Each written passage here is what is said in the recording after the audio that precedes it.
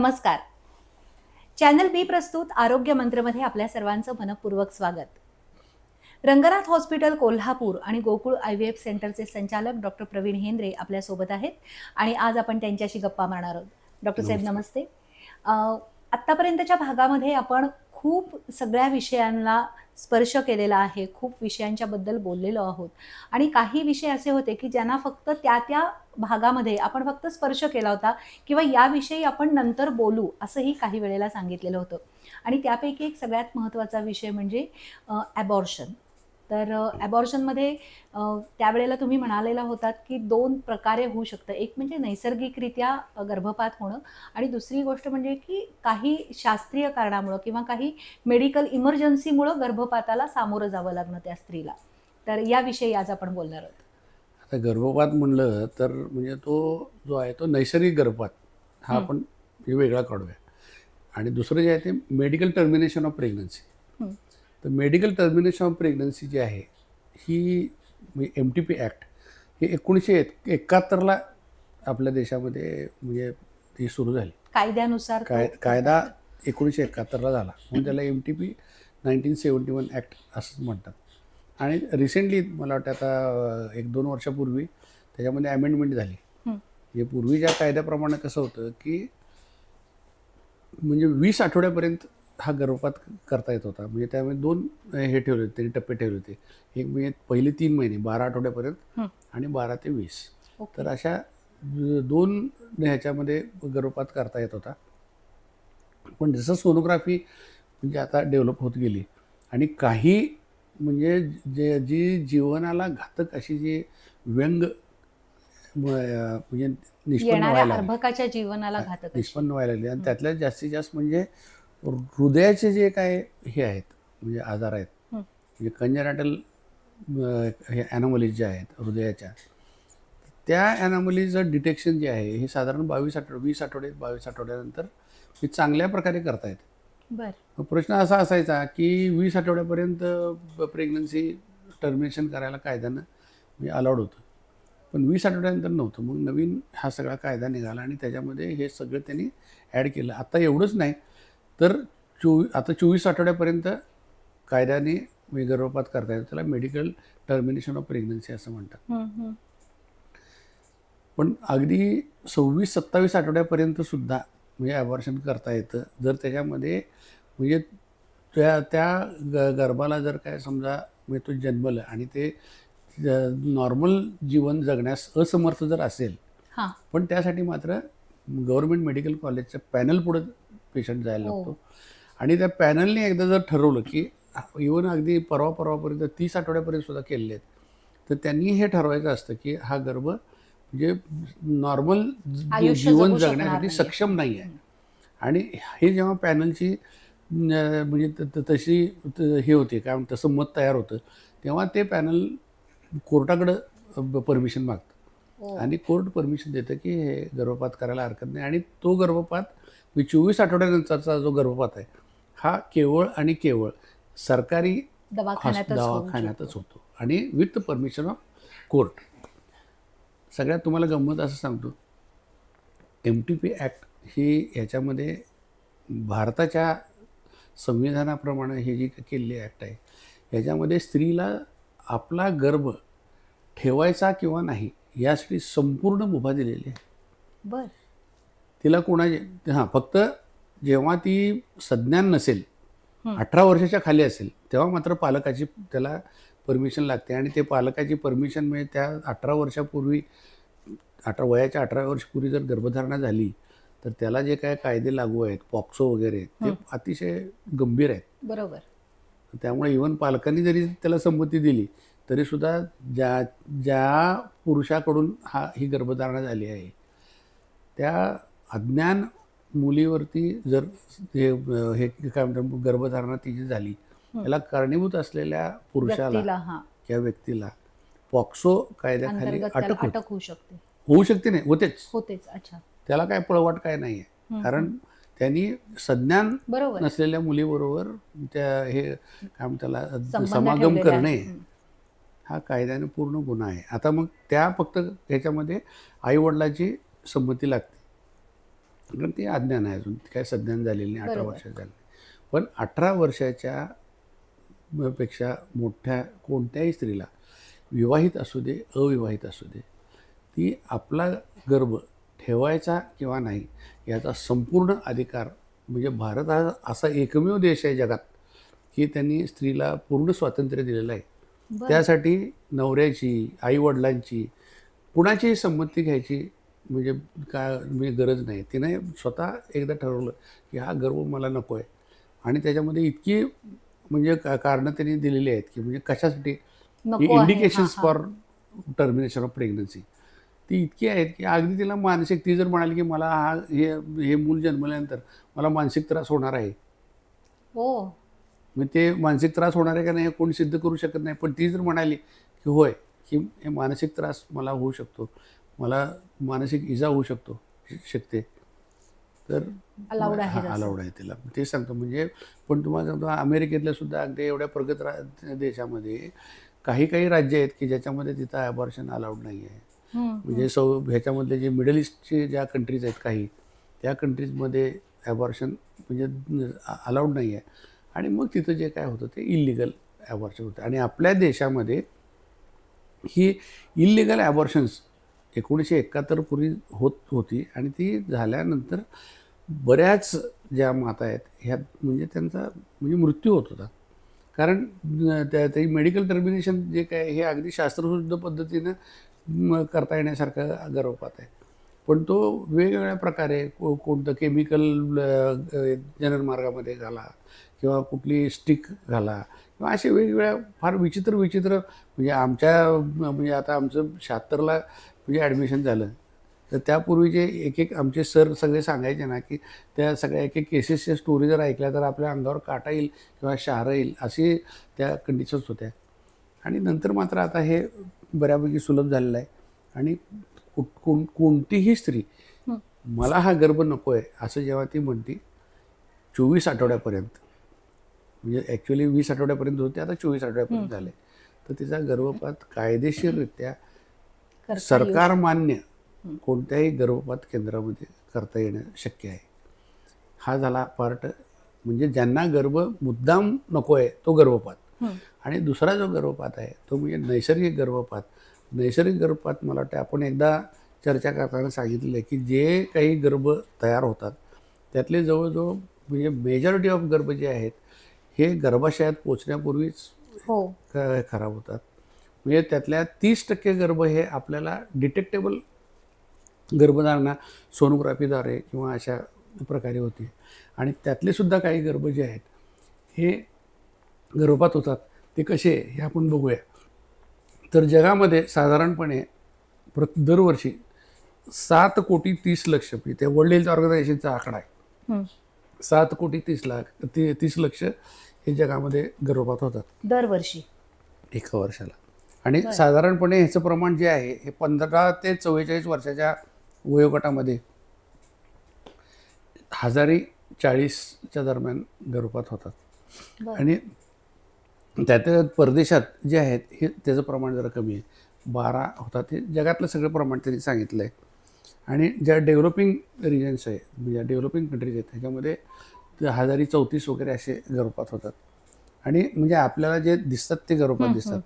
आणि सगळ्यात महत्त्वाचं म्हणजे पूर्वी मी सांगितलं तुम्हाला, म्हणजे अनसेफ इल्लिगल ॲबॉर्शन्स जी होती ही म्हणजे स्त्रियांच्या जीवनाला घातक होती. घातक 2 प्रकारे, एक म्हणजे त्याच्या जीवाला पण धोका असायचा, आणि गर्भाशयामधले इन्फेक्शन झालं तर गर्भनलिका म्हणजे ब्लॉक होणे, बरोबर. किंवा त्यांना पेल्विक इन्फ्लेमेटरी डिसीज होणे, अशा इन्फेक्शन्समुळं त्यांची पुढची जी काय गर्भधारणेची क्षमता आहे याच्यावरती दुष्परिणाम व्हायचे. हं, हं. म्हणून आता हा कायदा खरोखर म्हणजे भारतीय सरकारने चांगला उत्तम कायदा कायदा केला, केलेला. MTP लॉ काढला.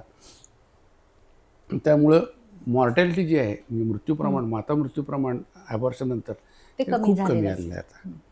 आता त्याची आपण कारणमीमांसा जर म्हणजे बघायचं ठरलं तर त्याच्यामध्ये सगळ्यात मोठा, एकदा आपण मायटॉसिस आणि मिओसिस म्हणजे स्त्रीबीज निर्मिती आणि शुक्राणू निर्मितीच्या वेळेस होणारे डिव्हिजन, आणि आपलं सोमॅटिक म्हणजे प्रत्येक शरीरातल्या प्रत्येक शरीरातल्या. सेलचं होणारं डिव्हिजन. प्रत्येक सेलचं डिव्हिजन म्हणजे कसं आहे की छापा बरोबर. आहे हे आता एक मारला की दुसरं तयार होतं, तसं आहे ते. पण ह्याच्यामध्ये जसं आहे त्या काळेच मोठा होतात, हं. त्यामुळं जेनेटिक मटेरियल जे आहे, नाहीतर सगळे हेंद्रे सगळे एकसारखे दिसले असते. हेंद्रे 1 to हेंद्रे 2000. तर तसं होऊ नये होत नाही. ह्यासाठी त्या सगळे म्हणजे त्याचे जेनेटिक मटेरियल जे आहे ते एक्सचेंज होतं, पण ते ॲक्युरेटली इक्वल जातं. हं, हं. मग त्यात कुठेही थोडं कमी किंवा थोडं जास्त असं होऊ शकत नाही. थोडं जास्ती झालं तरी मतिमंद गतिमंद बाळ होऊ शकतं, कमी झालं तरी सुद्धा मतिमंद गतिमंद बाळ होऊ शकतं. तर हे होत असताना म्हणजे ते डिसजंक्शन किंवा डिसलिंकिंग किंवा हे थोडासा एखादा पार्ट ह्याचा क्रोमोझोमचा इकडून तिकडे गेला, तिकडून इकडे आला, किंवा समजा एखादी क्रोमोझोम म्हणजे ट्रायसोमी जे म्हणतो आपण, की ज्यामध्ये डाऊन सिंड्रोम म्हणतात त्याला, की ज्याच्यामध्ये तर ते त्याच्यामध्ये अख्खं क्रोमोझोमच एक्स्ट्रा जातं. हो. म्हणजे त्याला ट्रिप्लॉइडी असं म्हणतो आपण. जे 2 स्ट्रँड असतात त्याच्याऐवजी 3. 2च्या ऐवजी 3. म्हणजे 21वी जी काही हे आहे हो. डाऊन सिंड्रोममध्ये कसं आहे की आता सगळे जे क्रोमोझोम्स आहेत ते 1 पासून 23 पर्यंत हो. म्हणजे शेवटचं जे आहे ते सेक्स क्रोमोझोम जोडी, जसे 1 ते 23 आहेत, तर तसे 13, 18 आणि 21 ह्या क्रोमोझोम्स ह्याच्यामध्ये ट्रिप्लॉइडी होण्याची शक्यता दाट असते. म्हणून त्याच्यामध्ये मतिमंद गतिमंद आणि वेगवेगळे सिंड्रोमसुद्धा त्या अशा म्हणजे व्यंग त्या त्याच्यामध्ये गर्भामध्ये दिसतात. होऊ शकतात. तर तसे जे गर्भ आहेत हं. हे निसर्गच म्हणजे ह्याचा त्या गर्भाचं वाढ होऊ देत नाही. हो. तर हे जेनेटिक जे कॉज आहे हे सगळ्यात म्हणजे काही वेळेस आता मी तुम्हाला ट्रिप्लॉइडी सांगितली, तो मोनोसोमी सुद्धा म्हणजे 2 क्रोमोझोम येण्याऐवजी एकच क्रोमोझोम येते. दुसरा जो सेट आहे तो दुसरीकडे जातो, म्हणजे दुसऱ्या ह्याच्यामध्ये गॅमेटमध्ये जातो. हे असं होत असल्यामुळं हे ॲबॉर्शनची शक्यता जेनेटिक कारणामुळं सगळ्यात जास्ती होत असते. नक्कीच. जेनेटिक कारणांच्यामुळं ॲबॉर्शनची शक्यता हा एक भाग झाला, पण अशा अजूनही अनेक काही शक्यता असतील, तर त्याविषयी पण बोलूया, पण या ब्रेकनंतर. आरोग्य संवर्धन आणि विविध आजारांविषयी जनजागृती करणारा चॅनल बी चा कार्यक्रम आरोग्य मंत्र. आजाराची लक्षणं, खबरदारी आणि उपचार पद्धती याबद्दल माहिती मिळेल तज्ज्ञ आणि अनुभवी डॉक्टरांकडून.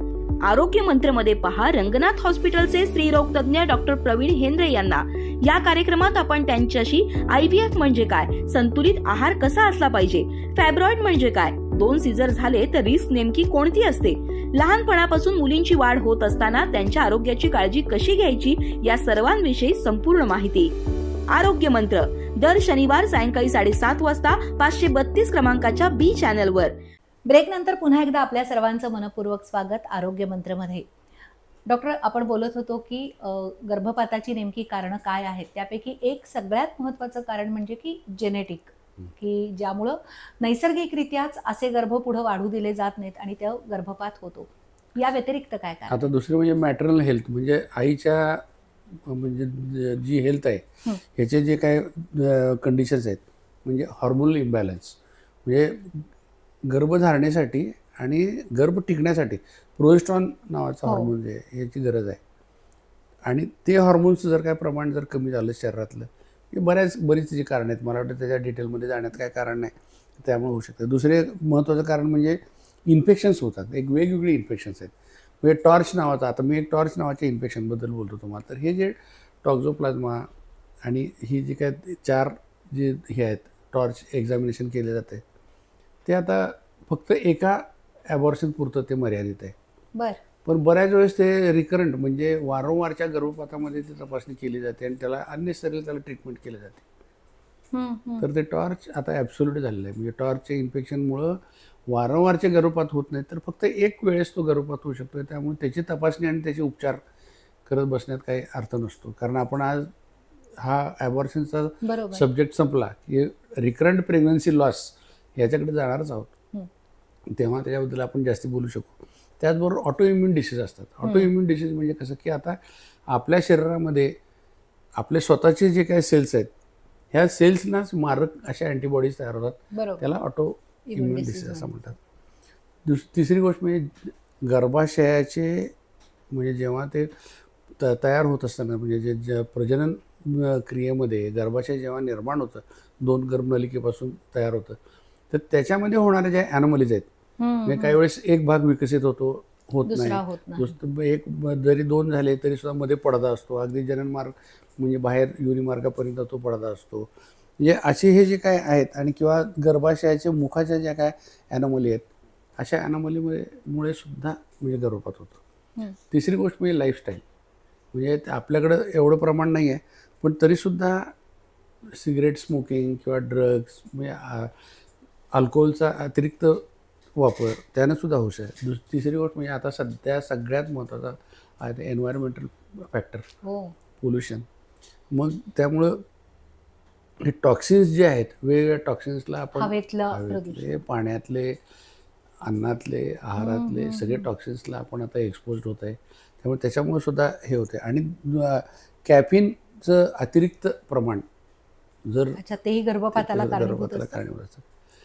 आणखीन महत्त्वाचं एक कारण म्हणजे कसं आहे की जसं स्त्रीचं वय वाढतं तेव्हा 35 वर्षाच्या नंतर 35-40 म्हणजे 35 ते 40, 41, 42 या वयात जसं वय वाढेल तसं तसं त्या स्त्री बीजामध्ये म्हणजे हे जेनेटिक प्रॉब्लेम असण्याची शक्यता दाट असते. त्यामुळे ॲडव्हान्स मॅटर्नल एज जे आहे म्हणजे प्रौढत्वामध्ये होणारी गर्भधारणा त्याच्यामध्ये सुद्धा गर्भपाताचं प्रमाण म्हणजे जास्ती आहे. म्हणजे साधारण 30 वर्षाच्या स्त्रीला जर काय 10 ते 15% गर्भपात होण्याची रिस्क जर असेल तर 40व्या वर्षाच्या स्त्रीला जवळजवळ 50% हो. गर्भपात होण्याची शक्यता असते. कारण त्याच्यामध्ये सगळ्याच गोष्टी म्हणजे बिघडलेल्या असतात, म्हणजे जेनेटिकली बिघडलेलं असतं. पण 40व्या वर्षी साधारण बऱ्याच स्त्रियांना डायबिटीस हे झालं असतं, Pressure, मधुमेह blood असतो, ब्लड प्रेशर वाढलं असतं. म्हणजे शारीरिक क्षमतासुद्धा कमी गर्भधारणेसाठी झालेली असते. कमी झालेली नसते. आणि सिव्हिअर युरिनरी ट्रॅक्ट इन्फेक्शन म्हणजे हे असे रेअर कॉजेस आहेत की मलेरिया, सायटोमेगालो व्हायरस ह्या अशा सगळ्या ज्या हे आहेत. किंवा अगदी म्हणजे सगळ्यात महत्त्वाचं म्हणजे काय की आता समजा काय आमच्याकडं स्त्रिया येतात आणि त्या सांगतात की मी पाय घसरून पडले आणि मला ॲबॉर्शन होणार का? तर नाही. पहिल्या 3 महिन्याच्या आत जर तुम्हाला पोटावरती मार बसला नाही, कारण 3 महिन्यामध्ये जे काही गर्भ असतो तो गर्भाशय फारच तो त्या हाडाच्या पोकळीमध्ये असतो. बरोबर. त्यामुळे त्याला इजा होण्याचे चान्सेस फार कमी असतात. पण एखादा मोठा ॲक्सिडेंट झाला तर त्यावेळेस मात्र एखाद्यावेळेस ॲबॉर्शन होण्याची शक्यता असते. म्हणजे मोठी इंजुरी, मोठा ॲबॉर्शन झाला असेल तर ते ॲबॉर्शनला ट्रिगर करू शकतं. ते ट्रिगर केल्यानंतर पुढे त्या म्हणजे एकदा प्रोसेसमध्ये गेले की ॲबॉर्शन होते. ही काही वेळेस म्हणजे अगदी एक्सेसिव्ह फिजिकल स्ट्रेस म्हणजे समजा एकदम हेवी वर्क वगैरे फार हेवी वर्क जर केलं असेल तर तरीसुद्धा म्हणजे हे होऊ शकते. गर्भपात तर आता हे मुख्य आता कारणं कुठली आहेत ही सगळी कारणं झाली. त्याच्याबरोबर इम्युनॉलॉजिकल कारणं पण झाली. म्हणजे इम्युनॉलॉजिकल कारणं म्हणजे कुठली ऑटो इम्युन डिसऑर्डर मगाशी मी तुम्हाला सांगितलं त्याप्रमाणे होतं आहे. आणि सगळ्यात महत्त्वाचं म्हणजे तुम्हाला सांगतो की बऱ्याच पेशंट्समध्ये गर्भपाताचं कारण सापडतच नाही. का होतो हे काही नाही. कळत मग मी त्यावेळेस त्यांना असं सांगतोय बघा, म्हणतो काय बघा अमेरिका जे आहे ना, अमेरिका ही आपण आता म्हणतो 400 वर्षापूर्वी हो. आपण शोध लावला. 400 वर्षापूर्वी आपल्याला शोध लागलाय हो. पण 400 वर्षापूर्वी काय तो काय तिथं अमेरिका नव्हती का? तशी कितीतरी म्हणजे मला असं म्हणणं आहे की अजूनही म्हणजे वैद्यकीय शास्त्र काय कुठलंही सायन्स हे परिपूर्णतेला अजून काय गेलेलं नाही आहे. त्यामुळं काही असंख्य कारण असतील पण ते आम्हाला ज्ञात नाही आहेत. बरोबर. म्हणून त्याला आम्ही अननोन कॉजेस म्हणून त्याला करतो. म्हणजे आम्हाला कारण डॉक्टर ह्या सगळ्यामध्ये सध्या जो प्रचंड स्ट्रेस असतो, कारण सगळ्या बऱ्याचशा बायका नोकरीच्या निमित्तानं जात येत असतात, प्रवास करत असतात आणि या सगळ्याचा एक मेंटली स्ट्रेस, तर त्याचाही काही परिणाम होऊ शकतो. म्हणजे ॲबॉर्शनसाठी ते एक कारण असू एक्सेस शकतं. स्ट्रेसचा होऊ शकतो पण अजून ते प्रूव्ह नाही की आता स्ट्रेस झालेल्या स्त्रियांमध्ये किती आणि स्ट्रेस नसलेल्या स्त्रियांमध्ये किती. मी तुम्हाला सांगतो एकच आपण सांगू शकतो एवढंच की म्हणजे ह्या IT मध्ये 12-12 तास करणाऱ्या मुली आहेत यांच्यामध्ये थोडंसं ॲबॉर्शनचं प्रमाण, इन्फर्टिलिटीचं प्रमाण जास्तीच आहे. एक तर म्हणजे इन्फर्टिलिटीचं प्रमाण जास्त आहे आणि ते फर्टिलिटीसाठी दिलेल्या औषधानंतर त्यांना ॲबॉर्शनचे चान्सेस जास्त आहेतच. त्यात काय प्रश्न नाही. तेच समजा एखाद्या शेतामध्ये काम करणारी जी काय तरुणी आहे त्याच्यामध्ये ॲबॉर्शनचे चान्सेस यांच्या म्हणजे प्रमाणामध्ये नक्कीच कमी असतात. सगळ्यात महत्त्वाचं म्हणजे ते स्वच्छ हवेमध्ये जगतात, आहार सकस असतो, सगळ्या घरातला करतात.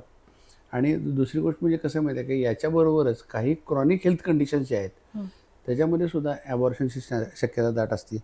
आणि सगळ्यात महत्त्वाचं म्हणजे समजा जर तिचं पूर्वीचं जर काय ॲबॉर्शन झालेलं असेल तर अशा पेशंटमध्ये परत ॲबॉर्शन होण्याचे चान्सेस जास्त असतात. ज्याला आपण वारंवारिता म्हणतो ती. आता कसं आहे की समजा पूर्वी ॲबॉर्शन झाले तर ह्यावेळेस तिचं 10% वाढलेलं असतं, हो.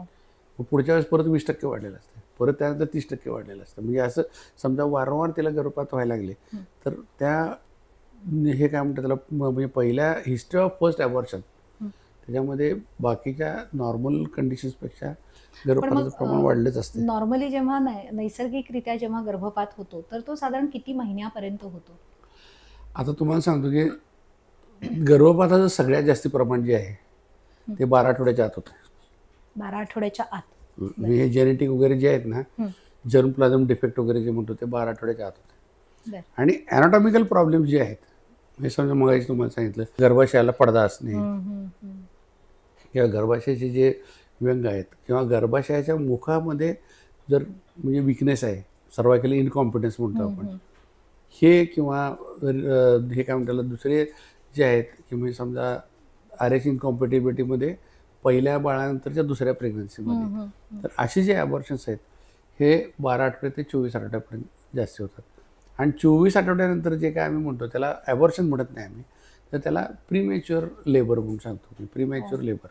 तर कारण वायबिलिटी जी आहे म्हणजे जगामध्ये जेवढे जे काही हे आहेत म्हणजे प्रेग्नन्सी आहेत तर त्यांनी 500 ग्रॅमचं जे बाळ आहे, साधारण 24 आठवड्याला 500 ग्रॅमचं बाळ असतं, तर 500 ग्रॅमाच्या बाळाला जगवलेलं आहे आतापर्यंत. तर म्हणून 500 ग्रॅमच्या बाळाच्या पुढं गेलं की त्याला व्हायबल आहे असं म्हणतो. म्हणजे हे जगण्याचे चान्सेस रिमोट असू दे पण जगू शकते, पण 500 ग्रॅमच्या आतली बाळं जगायची शक्यता फार म्हणजे अगदी नगण्य म्हणजे नाहीच आहे जवळजवळ.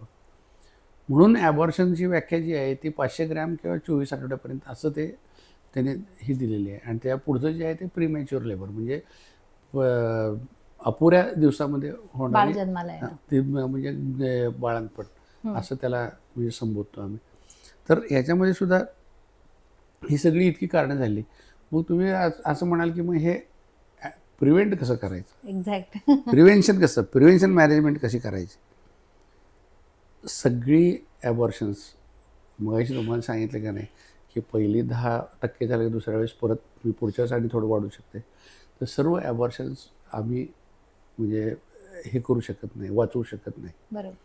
सगळ्यात महत्त्वाची एक गोष्ट तुम्हाला सांगतो की तो गर्भ त्याच्यामध्ये जर म्हणजे व्यंग असेल जास्ती आणि जो जगण्यासाठी सक्षम जर नसेल तर या जगातला कुठलाही डॉक्टर कुठलंही औषध त्या गर्भपाताला वाचवू शकत नाही. म्हणजे समजा तर त्या गर्भामध्ये दोष आहेच, बेसिक दोष आहे त्याच्यामध्ये आणि ते जगण्यासाठी सक्षम नाही तर निसर्ग त्याला काढून टाकायचा प्रयत्न करतेच. म्हणजे आम्ही जे काय वाचवतो की नाही गर्भ म्हणजे गर्भपातापासून यांना जे काय वाचवतो ते गर्भ जगण्यास सक्षम असले गर्भच आम्ही वाचवू शकतो. त्यामुळं एक गोष्ट अशी चांगली आहे की निसर्ग डॉक्टरांना सुद्धा ऐकत नाही, ते म्हणते त्याचं काम करत असतो. म्हणजे सर्वायवल ऑफ फिटेस्ट हा जो नियम आहे तो ह्या गर्भपाताला सुद्धा लागू आहे. तर त्यामुळं आता तुम्हाला सांगतो म्हणजे कसं प्रिव्हेंट करायचं, तर बऱ्याच वेळेस कसं आहे की फोलिक ॲसिड डेफिशियन्सी असली किंवा बाकीचे आता तुम्हाला सांगितलं ते कारणं सांगितलं म्हणजे त्यामध्ये बरीच कारणं म्हणजे हे ऑटोइम्युन डिसीज आहेत किंवा म्हणजे ॲप्ला सिंड्रोम आहे. तर ह्या सगळ्या ह्याच्यामध्ये म्हणून तर म्हणजे अशा ॲबॉर्शन झालेल्या पेशंटांमध्ये प्री प्रेग्नन्सी काउन्सिलिंग म्हणजे गर्भधारणा होण्यापूर्वी काउन्सिलिंग करून त्यांना काही औषधांवरती म्हणजे त्यांची पहिली गोष्ट म्हणजे व्हिटॅमिन डेफिशियन्सी जी आहे हे दुरुस्त करायला पाहिजे. Vitamin A, B, C, D, E सगळे देऊन त्याचबरोबर फोलिक ॲसिड त्यांना सुरू करायला पाहिजे. आणि तिसरी गोष्ट म्हणजे बरेच जे ॲबॉर्शन्स आहेत हे बाळाला रक्तपुरवठा किंवा प्लॅसेंटल इनसफिशियन्सीमुळे होतात. तर त्यासाठी ॲस्पिरिनची गोळी ही पहिली 2 महिने म्हणजे तुमच्या ज्या स्त्रीला प्रेग्नन्सी ॲबॉर्ट झालेली आहे तर त्या स्त्रीला पुढची प्रेग्नन्सी म्हणजे व्यवस्थित व्हावी नाही म्हणजे प्रेग्नन्सी प्रयत्न करण्यापूर्वी तिनं 2 महिने ते 3 महिने हे औषध गोळ्या घेऊन मगच प्रयत्न करणं म्हणजे संयुक्तिक आहे. नाही तर पुन्हा एकदा त्याच चाकोरीमध्ये आपण जाण्याची शक्यता असते. म्हणून गर्भधारणा पूर्व डॉक्टरांच्याकडे जाऊन त्यांची सल्ला घेऊन त्यांचे उपचार घेऊन मगच प्रेग्नन्सीचा प्रयत्न करणं हे संयुक्तिक आहे. आणि तर मग तुम्हाला प्रेग्नन्सी जास्ती हे म्हणजे सक्सेसफुल होऊ शकते. आणि त्यातल्या त्यात जे काय हार्मफुल म्हणजे टॉक्सिक हे आहे, आता तुम्हाला सांगतो की काही टॉक्सिक एन्व्हायरमेंट म्हणजे कसं की आता इवन प्रोफेशनली ज्या रेडिएशनचे वगैरे जिथं काय हे आहेत तर त्याच्यामध्ये म्हणजे स्त्रियांना म्हणजे अलाउड नाहीच आहे. बरोबर. एक्सरे, CT मशीन स्कॅन जिथं असतं, CT ह्याच्याजवळ. स्कॅन असतं तिथे. आणि सगळ्यात महत्त्वाचं तुम्हाला सांगतो, भूल तज्ज्ञांना जिथं नायट्रोजन म्हणजे हे काय नायट्रस ऑक्साईड वगैरे आहे असे भुलेचे जे व्होलेटाईल गॅसेस ज्या थिएटरमध्ये असतात त्या तिथं थिएटरमध्ये पोस्ट प्रवेश ट्रान्झिस्टरमध्ये नाही. त्यांना प्रवेश देत ओके. नाहीत, कारण त्याचे दुष्परिणाम त्याच्यावर होतात. आणि आपल्या हातात असणाऱ्या काही गोष्टी ज्या आहेत, अल्कोहोलचं सेवन सेवन न कमी करायचं. केलं, स्मोकिंग किंवा तंबाखू कुठल्याही प्रकारे सेवन किंवा स्मोकिंग हे बंद केलं पाहिजे. आणि त्याचबरोबर रेग्युलर आपण ट्रीटमेंट करून घेतली पाहिजे. आपली हेल्थ चांगली ठेवली पाहिजे. एक्झॅक्ट. आपलं डाएट चांगलं केलं पाहिजे. आपला व्यायाम केला पाहिजे. ही आपली त्रिसूत्री जी आहे तर ह्या सगळ्या म्हणजे फॉलो ह्या केल्या तर ॲबॉर्शनचे चान्सेस हे खूप फार कमी कमी होऊ होतात. नक्कीच. मला असं वाटतंय की ॲबॉर्शनची नेमकी कारणं काय आहेत, म्हणजे ज्याच्यामध्ये नैसर्गिक आणि काही वैद्यकीय कारणांच्यासाठी ॲबॉर्शन जर का करावं लागत असेल तर ती, याबद्दल डॉक्टरांनी आजच्या भागामध्ये सविस्तर अशी माहिती दिलेली आहे. कुठल्या त्रिसूत्रींचा वापर आपण केला म्हणजे जी नैसर्गिक ॲबॉर्शन होतं आहे तर त्याचं प्रमाण कमी करता येईल याबद्दलही सांगितलेलं आहे. मला वाटते की आजचा भाग हा तुम्हाला नक्कीच आवडला असेल. तुमच्या काही शंका असतील तर जरूर आमच्यापर्यंत पोहोचवा. नमस्कार.